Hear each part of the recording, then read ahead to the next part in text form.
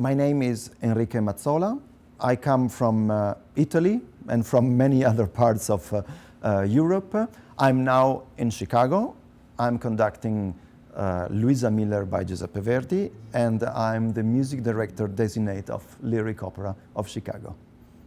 Well, you have to know that I'm a very curious musician. So I would say that if you see my repertoire, you see more unknown operas than really famous operas, because I think that to be able to conduct the famous one, let's say for example Aida, you need to have conduct Luisa Miller or Masnadieri or Due Foscari or really other Verdi titles that maybe you don't even imagine exist. Even the young Verdi, who of course starts in this sort of Bellini and Donizetti style, and then he starts to break conventions and to say, hey, I'm Giuseppe Verdi, I feel I have to open a new world of romantic opera, and I can only do this in this way.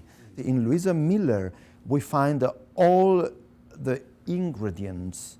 I'm speaking of music ingredients. Giuseppe Verdi will use for the later operas. There are some important topics for the history of the music, but also I would say for human history. Very big example, when Miller father sings his first aria, he tells Wurm about the right of her daughter to choose by herself her future husband. We feel the modern mind of Giuseppe Verdi saying to the world, hey, I belong to a new world. So we are here for Luisa Miller.